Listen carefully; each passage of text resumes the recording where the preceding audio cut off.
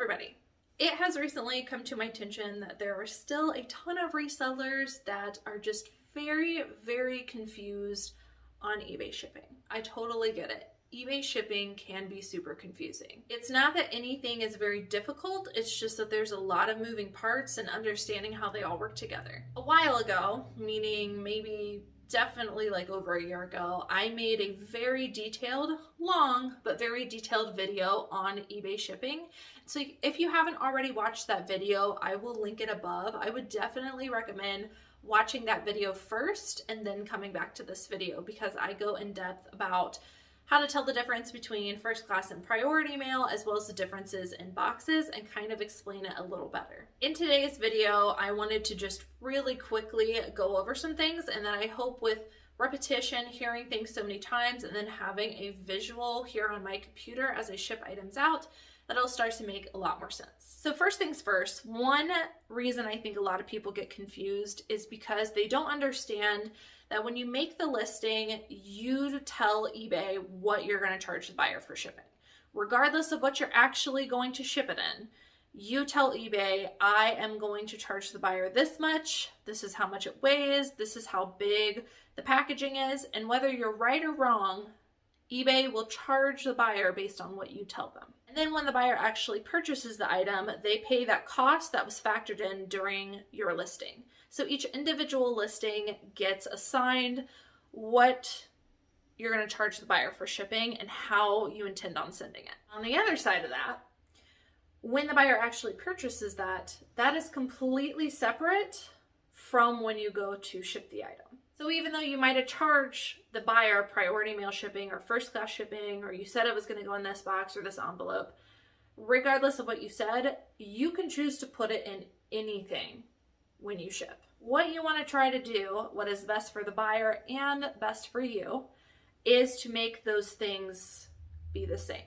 So whatever you charge the buyer for here in the listing process is the same thing you're going to want to actually ship it with, because then your costs will align, if that makes sense. If you accidentally charge the buyer too much, but it doesn't actually cost that much to ship it, then the buyer is out their money. If you charge the buyer too little, but it actually costs more to ship it, then you're out money. And neither one of those are good things. I think that is where the disconnect comes from, is just understanding that in either of these two places, you could do whatever you want. It's the Wild West, but you want to try to make them match, which is why it's so important to have a scale, already have your shipping items, and have a general understanding of what something probably will go into. Again, watch that video. It's way more in depth than what I'm going to go into here.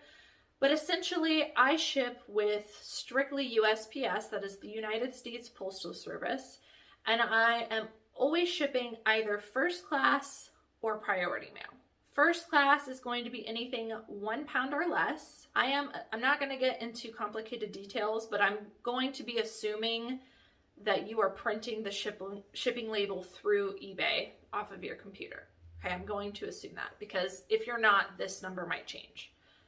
But with eBay's printed shipping through their platform, anything 1 pound or less is going to go first class. Anything more than 1 pound is going to go priority mail. It is up to you to weigh the item as well as know how much your packaging weighs, so that the total package, you know how much it weighs. That way, when you are listing the item, you can put in your draft how much it weighs and that you intend on it shipping, let's say priority mail. That way, when the buyer purchases the item, let's say if you did everything correctly, it cost them $8. Then when you actually go to ship it, it's going to cost around $8. Depending on what your discounts are through eBay, it's going to cost you get a small discount basically if you're top rated seller, but it should be about the same. But the goal is, once again, whatever we charge the buyer, we want to charge ourselves during the shipping process. Hope that makes sense. Secondly is, when it comes to shipping priority, which once again is more than 1 pound, you have the option to order free USPS priority mail shipping supplies, or you can use your own packaging. Doesn't matter. You can only use the free packing materials if you are truly printing a priority mail label. All of these boxes I got for free from the United States Postal Service website, and I will link that down below. I can talk about maybe in a separate video what my favorite shipping supplies are, what my favorite boxes are, but I will tell you that there are multiple different tiers explained in that video that will help you. So if you're going to be shipping priority mail, you're going to have multiple options. You can ship either by being charged weight and distance, you can be charged a flat rate fee, or you can be charged a regional fee. And all of those are dependent on what packaging you put it in and what you select on eBay. I'm going to show you, because I know this is really confusing, but I'm going to show you those three options. First, let me go pick some of the items that need to ship. All right, so I've got 4 items here to ship with you. Most of what I had was going first class, so that first class is like the easiest thing. You just throw it in a bag and weigh it and you're good. Priority mail is where things get a little tougher. So I tried to grab some priority mail stuff so I could explain to you what to do. So first of all, this is a t-shirt, very light item. Pair of shoes. Shoes are almost always going to go priority mail. And that's something to consider when you are listing an item that needs to be protected by a box. So if I just weighed the shoes in my listing and then I said the shoes weigh, let's say 14 ounces together, in the listing, I need to account for the box. So my box and packaging, I usually add 8 ounces if I know something is going to go to a box. So even though these might only weigh, let's say 14 ounces, with box and packaging and all of that, it would be 1 pound, 6 ounces, which means it would be bumped up to priority mail. So it's something you have to think about when you're listing the item, especially with things like shoes. Shoes you're gonna wanna protect in a box. I definitely would not put these in a bag. If it's something you know that you're gonna put in a bag and doesn't need to be protected by a box, then while you're doing the listing process, you can maybe, let's say, just add 2 ounces for the weight of the bag. These are a pair of jeans. They are heavy enough to go priority mail, which is what I charge the buyer. This is also priority mail. This is a jean jacket. So we are going to jump into the screen and I'm basically going to show you what the screen looks like and how I choose. Before you package and seal anything, you really want to make sure you do actually know what is the best and cheapest option for you before you print the label. Don't package it up until you actually know what it's going into. So let's start with the easiest one. This is just a t-shirt. It's going first class. So this is actually a great example, unfortunately for me, to show you in the video, because we should have listed this as first class because it's a t-shirt and it should weigh less than a pound. That would be the cheapest option for me and the cheapest option for the buyer. I'm not sure what happened during the listing process, but whoever listed this, I do have help, so could have been me, could have been one of our listers. But somehow, even though it only weighed 5 ounces, we charged the buyer priority mail. So what you want to make sure to do is when you go to hit print shipping label, it's going to take you to this page. You're going to see what the buyer actually selected and what they paid for. So this buyer paid for priority mail. First class is the slower of these two.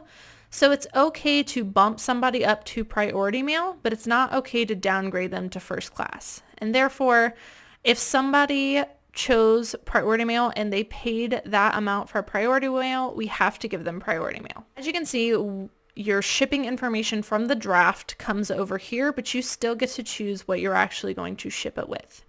So the buyer chose priority mail. Again, I'm not sure if we made a mistake in the listing or if maybe they were able to bump up to expedited shipping. I'm not sure what we did there, but either way, they chose priority mail and they paid for priority mail. That is very important. So even though this does weigh less than 5 ounces and I could definitely ship it first class, which you can see here would only cost me $3.79, since the buyer did pay so much for shipping, I need to ship it via priority mail, even though it does weigh 5 ounces. I know that I need to ship a priority mail. Now I need to decide which type of priority mail I'm going to ship it in. So as you can see here, this is just generic. This is basically by weight and distance. If something is lower in weight and going close to you, this might be your best option. You're just going to want to look at all of the prices here essentially. Now, obviously, first class would have been the cheapest, but we have to X that out because that's not what the buyer paid for. I could do it by weight and distance and put this in one of my own poly mailers, which is probably what I'll do. I could put it in a padded flat rate envelope, which would cost me a few cents more. I could put it in a regional rate box A, which is just the name of one of the boxes they give you. And that would give me a regional flat rate of $8.05. I could put it in all of these options, but obviously the cheapest is going to probably be near the top. So we are going to ship this via one of my poly mailers by weight and distance. So let me get that packaged up real quick.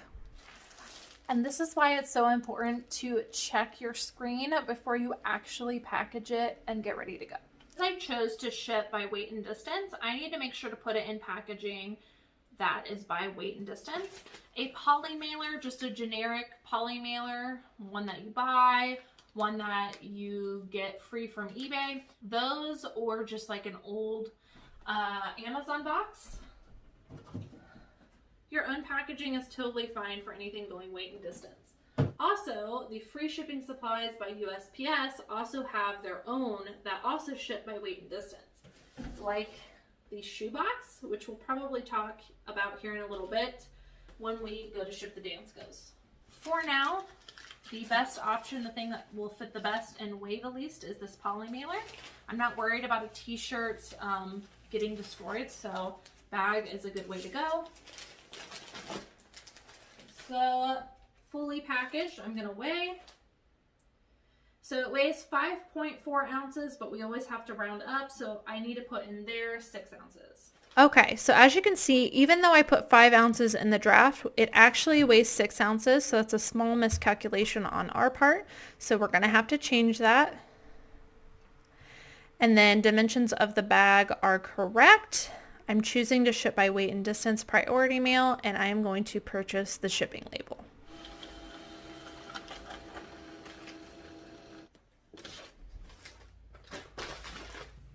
All right, on to the next item. So let's move on to this denim jacket by Maurice's, and let's see what the buyer paid and what we actually put into the draft, just to make sure we didn't make another mistake. Okay, so here we are with this Maurice's denim jacket. So we can see that the draft weight and dimensions that we entered during the listing process carried over. It says that everything should weigh 1 pound 4 ounces. That may be slightly off. We'll see here in a second. And the dimensions. So according to what we put in, which again might vary slightly, but should be about the same, we do need to ship this priority mail. So the buyer selected a padded flat rate envelope. However, if it's priority, it's priority. It doesn't matter what you put it in. You just need to know, did they pay for priority or did they pay for first class?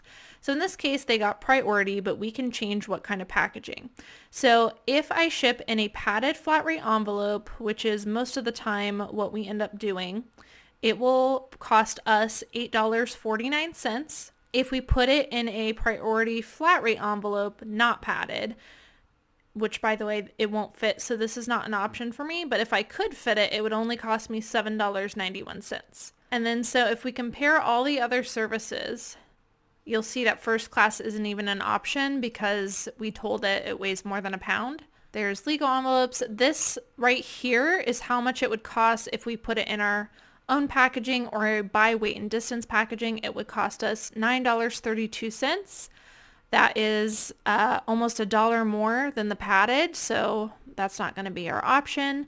We could put it in a regional rate box A for $9.47.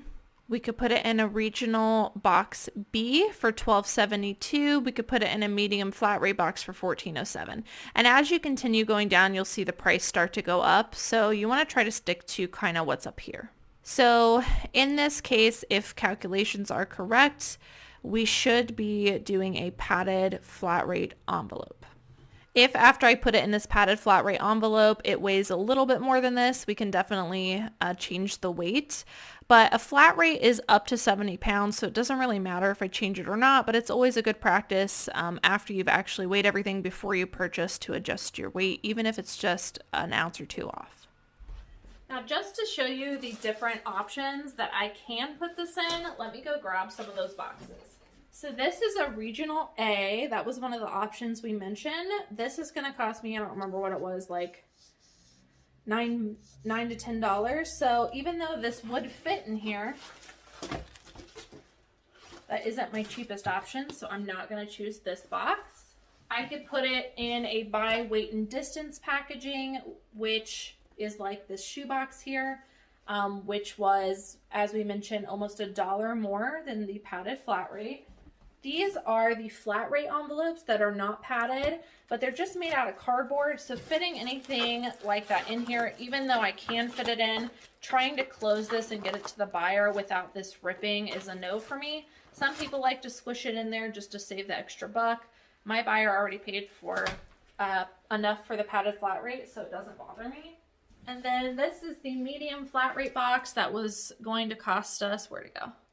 Like 14 bucks. So obviously it would fit in this box, but waste of time, waste of money, not going to use this. And lastly, we land on the padded flat rate envelope. So you can see kind of the bubble effect here. I use these for almost everything, like jeans, stuff like that. Because regardless of weight, up to 70 pounds, it's one flat rate, and usually it is the cheapest option. So I am going to put this in here, print the label with the padded selected, and get going on the next items. Okay, so next we have a pair of jeans. I can almost guarantee that putting this in a padded flat rate envelope will be the cheapest for us because I put almost all of my jeans in the padded flat rate envelopes. But let's just check when we go to print the label what it says.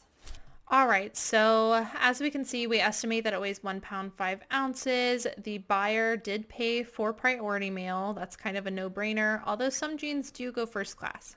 So the cheapest option for me is to put it in a padded flat rate envelope. Once again, I could put it in one of those regular flat rate envelopes for cheaper, but I don't like to cram items in there and risk breaking the packaging. We could put it in a legal flat rate, small flat rate box. This is the by weight and distance, and you can kind of see how that changed so much. Before, the weight and distance was like $8 or $9. I can't show you the buyer's address, but I live in Ohio and this is going to Washington, which is clear across the state. So doing by weight and distance when it's not close to you really is a huge cost. And so that's not usually an option when it's going really far. We could also go by a regional rate or a flat rate box. You can see those are much more expensive. So back up to the padded flat rate envelope. I'm going to package that up once again in a padded, print the label, and move on to the shoes. All right, so lastly are these shoes. Shoes can be tricky because they have to go in a box, so we know that that's going to increase the weight. Depending on where they're going in the country, it might, as we mentioned with the jeans, might not be the best option to pick a by weight and distance packaging. It might be more convenient for us to do flat rate, but let's check the screen and let's see what it suggests. Once again, I am not packaging these up until I know what box they're going in, because certain boxes are more vertical, so I might package them like this, or they might be laying flat and I might package them like this. So it is important to try and figure that out before you start putting stuff into a box. Okay, the shoes. So just as a reminder, this came from our draft information. When we listed these, we should have added 8 ounces to account for a box, basically. So total packaging should weigh about 1 pound 7 ounces. And if you use the 8 ounce method, I mean, you can weigh your own packaging and tell me, but I put a thank you sticker. We have a plastic bag to protect from rain. Sometimes we have tissue paper to wrap the shoes. So everything all encompassing, adding 8 ounces for a boxed item, regardless of which box you choose, should be enough. So the buyer selected priority mail. This is a by weight and distance amount, so that'll cost us $9.32. I could squeeze these into a padded flat rate envelope. However, they would not be protected, so that's not an option, even though it is cheaper. If I could fit it into a flat rate box, it would be cheaper, but we can't fit it into a flat rate box. Regional A will cost us $9.47. That's actually really close to the by weight and distance, so something that you might consider if you were shipping these shoes yourself. Regionally might be cheaper or very, very close. Then you could use one of those regional A boxes. Same thing with B. That would cost us, a regional B would cost us $12.72. And then a medium flat rate is always going to be $14.07. So cheapest option for us is to do a by weight and distance. And so let me show you how I'm going to package it. So how do you tell if something is by weight and distance or flat rate when it comes to these free USPS boxes? The only kinds that aren't by weight and distance are the ones that say flat rate or regional. So if they don't say that, then they're not flat rate or regional, and therefore they are by weight and distance and okay to use for any priority mail shipping. So this just says shoebox. Somewhere it does. Here we go. Shoebox. I'm actually out of them, but another one I like to use is the large mailing box. I think it's called box 7 online, not to be confused with the large flat rate box. That's different. But if it doesn't say flat rate and it doesn't say regional, you can use it for by weight and distance. Okay, so after I got these all packaged up, this total package weighs 1 pound 13 ounces. And based on the draft listing, we put in that it weighed 1 pound 7 ounces. So we might have actually forgot to include the box weight, which is probably where that's coming from. So I'm going to change this to 1 pound 13 ounces. Really important that you do that, because if you change it too much, it could affect the pricing of some of the items based on where they're going. So I just adjusted the weight before I purchased the shipping label just to make sure that didn't make it a more expensive option. But it's going to cost me still $9.32, which is the cheapest option for what I'm shipping. All right, guys, so these are all of our shipped items. I hope that you guys enjoyed watching. I hope it was somewhat helpful to you.